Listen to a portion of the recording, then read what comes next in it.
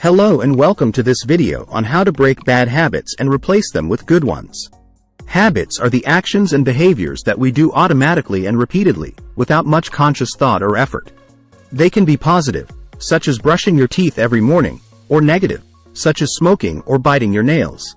Habits are formed by a cycle of 3 steps: a cue, a routine, and a reward. The cue is the trigger that reminds you to perform the habit, such as a time of day, a place, or an emotion. The routine is the actual behavior that you do, such as eating a cookie or checking your phone. The reward is the benefit that you get from doing the habit, such as pleasure, satisfaction, or relief. The problem with bad habits is that they often provide short-term rewards but long-term costs.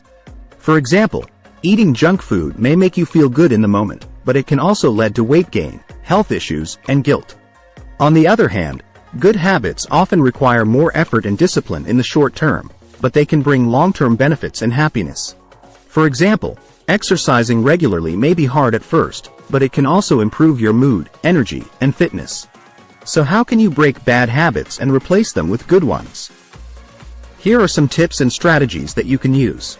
1. Identify your bad habits and their cues. 1.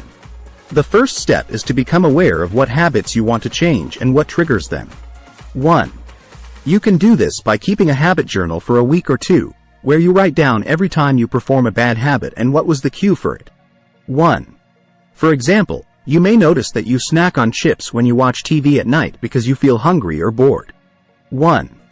Or that you procrastinate on your work when you feel stressed or overwhelmed because you want to avoid the unpleasant task. 2. Replace the routine with a better one. 2. The second step is to find a substitute behavior that can provide a similar reward as the bad habit, but without the negative consequences. 2. For example, instead of snacking on chips when you watch TV, you can eat some fruits or nuts that are healthy and satisfying. 2. Or instead of procrastinating on your work, you can break it down into smaller and easier steps that are manageable and rewarding. 3. Make it easy to do the good habit and hard to do the bad habit. 3. The third step is to change your environment and your mindset to make it easier for you to stick to the new routine and harder for you to fall back into the old one. 3. For example, you can remove or hide any temptations or distractions that may trigger your bad habit, such as junk food or social media apps. 3. You can also create reminders or cues for your good habit, such as setting an alarm or putting a note on your desk. 3. You can also reward yourself for doing the good habit, such as giving yourself a compliment or a treat. 4. Repeat the new habit until it becomes automatic. 4. The fourth step is to practice the new habit consistently and frequently until it becomes ingrained in your brain and body. 4.